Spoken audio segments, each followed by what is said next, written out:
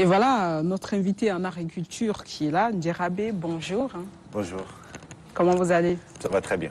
L'authenticité de la musique. Comment on peut interpréter cela? Ben, c'est juste en fait de la sincérité et la vérité. Quand on parle d'être authentique, c'est d'être sincère et d'être vrai. Ouais. Et quand on parle d'être vrai, c'est d'être soi et c'est de ne pas chercher à être une autre personne. C'est ça.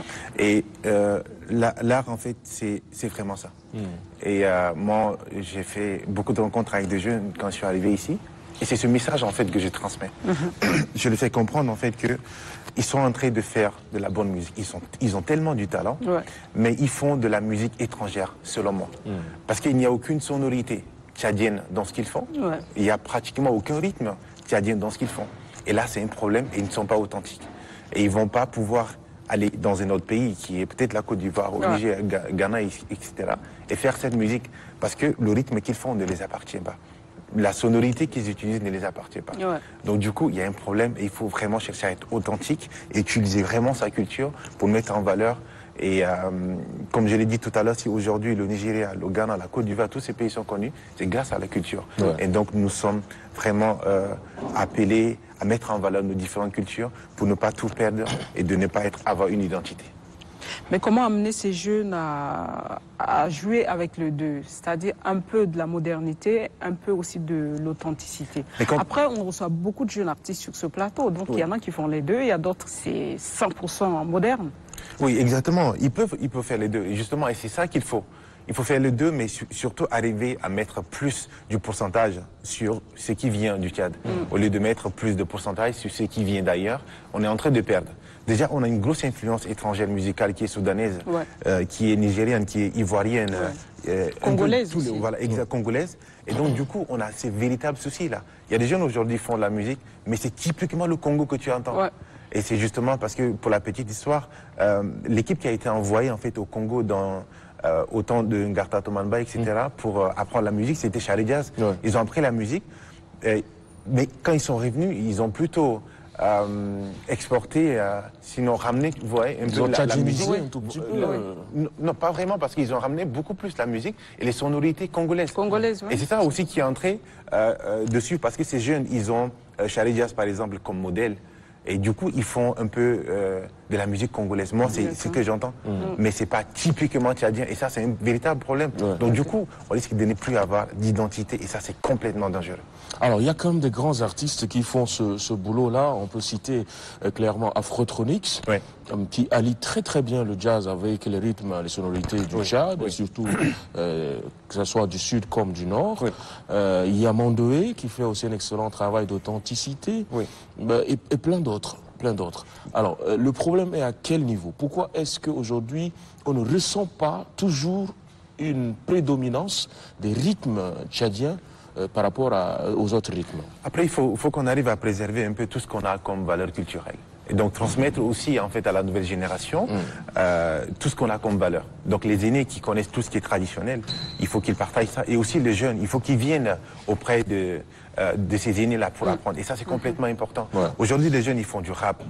Ils sont là, ils font du rap, c'est très bien, ils rappent bien, ils ont du talent, mais c'est du rap soit américain, français. Tu peux pas aller vendre un rap américain que toi tu fais au Tchad, chez eux là-bas. C'est impossible parce qu'ils les font et ça vient de chez eux, ils les font mieux que toi.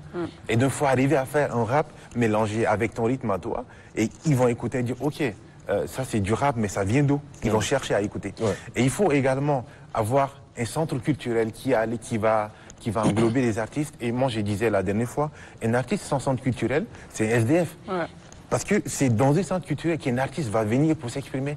Mais on n'a vraiment pas de centre culturel au Tchad. Ça, c'est un véritable souci. Et ça, il faut le dire. On a juste, en fait, aujourd'hui, tous les artistes qui doivent faire un concert, je fais un concert IFT. Bah, Mustapha, c'est mort complètement. On a le centre Chagua, c'est mort. On n'a pas de centre culturel. Qu'est-ce qu'il faut faire? Il faut également instaurer en fait tout ce qui est danse, musique traditionnelle, sonorité dans nos écoles pour les plus jeunes. Et c'est possible. La Côte d'Ivoire le fait, pourquoi pas nous? Aujourd'hui, vous résidez en Côte d'Ivoire, c'est ça? Exactement. Pourquoi avez-vous quitté le Tchad? J'ai pas quitté le Tchad, je suis revenu. La preuve en est que je suis là. Non, mais je sais voilà. que vous êtes là pour quelques temps et c'est pour repartir. Mais justement, si j'étais pas vraiment sorti aussi, j'allais pas apprendre tous ces trucs-là et venir en fait redonner à mon pays. Et justement, je suis allé, j'ai fait plus de 10 ans en Côte d'Ivoire, mais là, je suis en train de revenir pour dire en fait à la nouvelle génération, donc aux jeunes comme moi, que c'est à nous en fait de changer la donne. C'est à nous de mettre en valeur, parce que on a plus la technologie aujourd'hui, de mettre en valeur tout ce qui est tradition. Et donc, comme je le disais, il faut arriver à enseigner à nos enfants, à l'école, pour dire voilà le rythme de chez toi. Et c'est possible. La musique, elle est complètement importante. Ouais. Et enseigner ça à l'école, et aussi mettre en valeur les artistes de chez nous. Ceux qui font purement la musique d'ici, il faut arriver à les mettre en valeur. Au lieu, par exemple, de payer souvent 10 millions à un artiste étranger pour venir, on peut arriver à valoriser ceux d'ici pour les permettre de vivre. Parce que le terme qui est souvent exploité, l'artiste c'est-à-dire ne vit pas de son art. Ouais. Ça, c'est une chanson que moi je déteste, par exemple. Mais si on n'arrive pas à vraiment mettre en valeur nos artistes, ils vont vivre de leur art comment? Si le Budra, par exemple, n'arrive pas à convenablement payer les artistes comme il le faut, ils vont vivre de leur art comment? 2 ans, on te paye 50 000, tu ne peux pas vivre. Et donc, le problème du Tchad, il est en profondeur. Et comme je le disais à quelqu'un, on ne peut pas réussir à faire une opération chirurgicale si on ne maîtrise pas le corps d'un être humain. Sinon, on va chercher le cœur dans la cuisse. Et le problème de la culture du Tchad, il est en profondeur. Il n'est pas juste dans la forme. On fait la promotion, il y a beaucoup de promoteurs et moi j'adore ça. Franchement, il y a du boulot qui se fait en ce moment et c'est à saluer. Mais nous sommes en train de faire de la promotion de la musique étrangère. On ne fait pas vraiment la promotion de la musique de chez nous.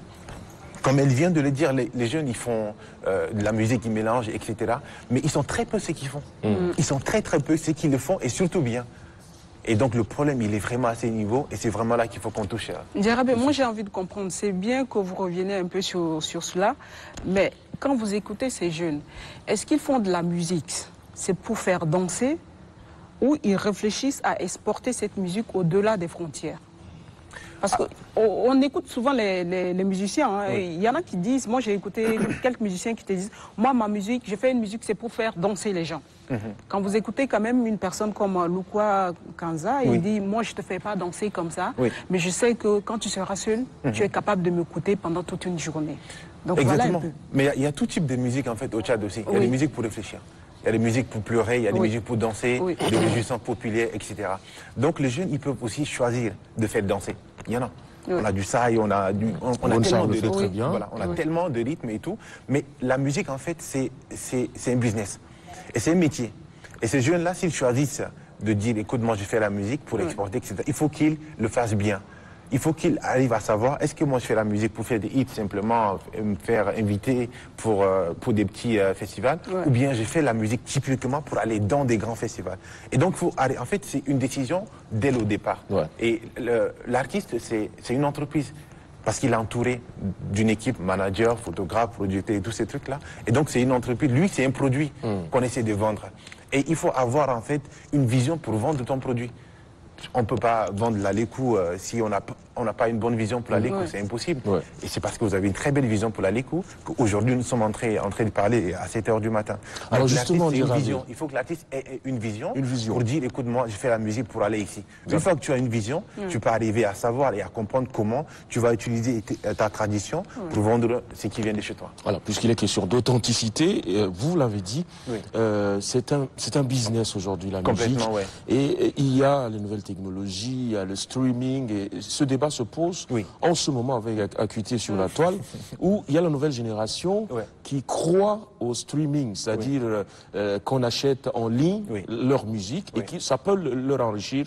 D'autres qui disent, mais écoutez, vous leurrez, ce n'est pas du tout possible en ce moment de vivre du streaming ou bien des ventes en ligne et tout ce qui est nouvelle technologie. Il faut aller comme les anciens, comme Talino Manou, toucher les cœurs, chanter des choses réelles qui émotionnent les gens. Vous, quelle est votre position? Est-ce qu'il faut se cantonner ou bien viser simplement le côté technologie aujourd'hui de la musique? Oui, alors aujourd'hui, clairement, tout ce qui est cassette CD, c'est mort. Ça, il faut pas se leurrer. Il faut arriver à comprendre qu'aujourd'hui, c'est la technologie et les choses ont évolué. Même les cassettes sont en voie de disparition. Ouais. J'avais rencontré Jim Black à Mundo et on a échangé. Il a 300 et quelques cassettes avec lui. Et nous sommes sur le point, en fait, justement, de tout numériser ces cassettes-là. Ouais. Parce qu'on a lancé, justement, notre plateforme Sacha Prod, qui est aussi une plateforme de streaming. Ouais. Et aujourd'hui, nous sommes en train de retravailler pour revenir avec un produit qui va justement permettre aux artistes de s'abonner et écouter la musique du Tchad, par exemple. Donc nous, notre concept, c'est vraiment d'arriver à numériser tout ce qui est musique tchadienne. Parce que moi, quand j'étais à Abidjan, j'ai eu du mal en fait à écouter la musique de chez moi. Et si on calcule par exemple 50 ans qui vont venir, on risque de ne plus avoir les musiques traditionnelles. Il y en a jusqu'aujourd'hui, il y a des musiques qui sont en voie de disparition et c'est complètement dangereux. Et nous, c'est le boulot qu'on a entamé à faire avec mon équipe. Donc on essaie d'aller déjà, on a déjà fait 3-4 provinces, on rencontre les artistes traditionnels, les chefs, etc. Et on récolte vraiment toute la base de données de chaque localité. C'est le boulot que nous sommes en train de faire. Nous sommes sous les moyens propres. Il nous faut d'accompagnement un peu difficile au Tchad, mais on essaie. Mais c'est parce qu'on est passionné et on a la volonté. Mais effectivement, tu peux vivre du streaming. Les autres le font dans d'autres pays, etc. Mais quand tu mets ta musique là-bas, il faut t'assurer que tu es authentique. Si tu n'es pas authentique, les gens ils vont venir t'écouter. Ok, basta, mais tu fais du rap français, du rap américain. Les gens en font déjà tellement. C'est quoi ton identité? C'est quoi? Qu'est-ce que tu vends en fait? Pour vendre des produits, il faut que le produit soit bien présenté. S'il n'est pas bien présenté, ok, les gens ils vont faire du streaming, ils vont aller payer pour venir écouter un truc qu'ils écoutent déjà tout le temps. Ils vont pas le faire. Il faut qu'on revienne à la source et qu'on arrive à exporter ce qui vient de chez nous. Sinon on risque de tout perdre et on va aller ressembler aux autres, on n'aura pas d'identité. Et ça, c'est complètement important. D'accord. On va dire que dans votre marche, là, vous êtes à la conquête ou de réveiller ou de faire revenir la musique traditionnelle. Vous avez rencontré ces jeunes, qu'est-ce qu'ils vous disent eux? La plupart de ceux que j'ai rencontrés au studio, ils disent, ouais, grand, t'as raison. Oui. Ils m'ont dit, ouais, clairement, t'as raison. Ça, on sait, mais... Bah oui, ça, on sait, mais... Oui, tout ce qu'ils disent, ils vont repartir au studio. Mais... Il y a toujours un mais. Sur le terrain... Ouais, sur le terrain, je ne vois pas encore tellement de changements. Il y a un, il est venu me trouver et on a échangé. Et il m'avait fait écouter ses chansons. Et comme j'ai produit Ramadi, le chantre, et il me dit, écoute, grand, moi, j'aimerais vraiment faire partie de ton équipe, etc. J'ai écouté sa musique et c'est la musique camerounaise. Je dis, désolé, mais je ne peux pas te produire. Et je ne peux pas te prendre dans mon équipe parce que tu ne fais pas la musique, c'est la musique camerounaise. Donc pourquoi je ne pars pas prendre un artiste camerounais pour le produire? Je te prends toi, mais c'est quoi ton identité? Quand je vais dire que tu viens du Tchad, on me demande c'est quoi? Parce qu'en Côte d'Ivoire, j'ai cherché à vendre mes artistes et au début, on avait un petit souci là. Et la Côte d'Ivoire, c'est incroyable parce qu'ils ont su s'imposer avec les rythmes. Le zouglou et aujourd'hui même les jeunes qui font du rap, ils ont su en fait ramener tout ce qui est rythme de chez eux dans le rap. Même si c'est dans le langage. Hein, même dans le langage. Le nouchi, c'est ça? En Côte d'Ivoire, là, moi je me présente et je dis, je suis tchadien, on me demande le Tchad c'est où? Je suis choqué. Mais ici, on parle non seulement le nouchi, on chante toutes les chansons ivoiriennes, on invite tous les artistes ivoiriens pour venir ici. Est-ce que la musique tchadienne est compétitive? Mais justement, aujourd'hui, il y a la qualité. Il y a la qualité. Mais comme je l'ai dit, c'est très peu. Il y a la qualité, mais c'est très peu. On continue à produire de la qualité et la plupart des jeunes aujourd'hui qui font, comme je l'ai dit là, ils sont plus dans une musique occidentale.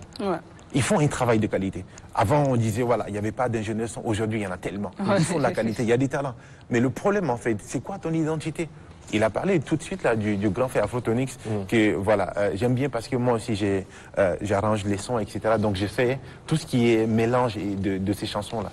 Et récemment, j'étais également au studio en train de mixer tout ce qui est moderne, plus traditionnel. Mais c'est complètement ça. C'est une musique de qualité qu'il fait. Alors, moi j'ai envie de comprendre la fin de l'histoire avec le jeune, finalement. Finalement, moi je lui ai dit non, je ne peux pas. Et quelle a été sa réaction, lui? Il s'est justifié un peu?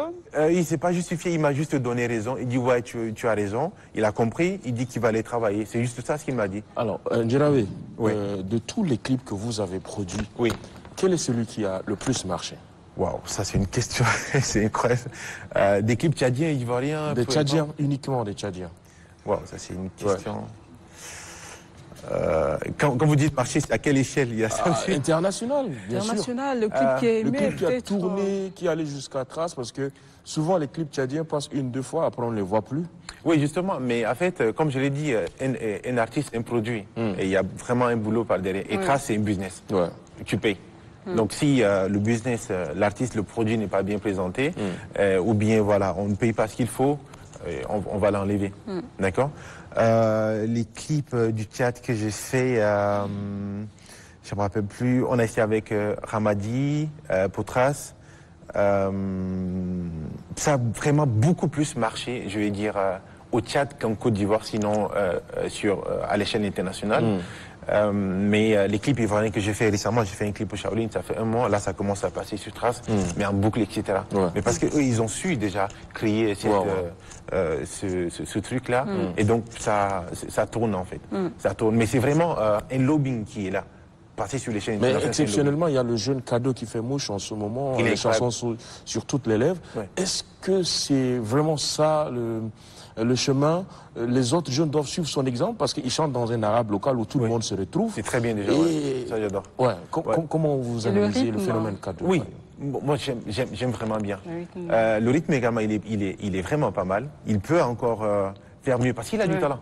Il a du talent. Si on l'associe encore avec des ingénieurs, il fera un travail incroyable. Moi, je l'ai félicité, j'étais allé à les concerts, mais j'ai dit, ok, il a une présence de scène, mais incroyable. Lui, là, tu le prends, tu mises sur lui, mais il explose. C'est juste les moyens qui manquent. C'est le lobbying, et le lobbying, il faut payer. Ouais. C'est juste ça. D'accord. C'est juste ça, on a des talents. Tenté par exemple de poser la question quand on parle de l'originalité de la musique. Ouais. Est-ce que l'équipe Satia Prod est allée à la rencontre ou à la recherche des chansons, par exemple, de Mama El Duman, de Kalami Toumsa, parce que ces personnes qui ne sont plus, ont fait de la musique, mais quand tu les écoutes, c'est vraiment... Ça n'existe nulle part au Tchad. Non, c'est seulement au Tchad, mais on a du mal à exploiter, on a du mal à retravailler pour permettre à ce qu'on puisse savoir que oui, dans le Bagirmi, il y a tel son. Dans le sud, on peut se retrouver avec de Dala, de Saï, qui sont vraiment originales, sans le mélange du Ndombolo, du Zouglou dedans.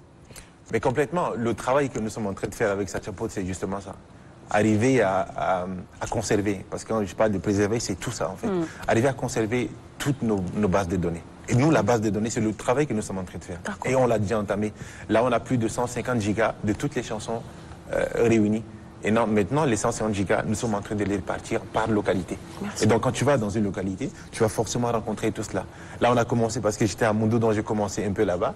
Mais on va récemment chercher à rencontrer le ministre de la Culture et pour voir comment est-ce qu'ils peuvent aider pour que nous puissions maintenant aller dans tous les sens et faire justement cette...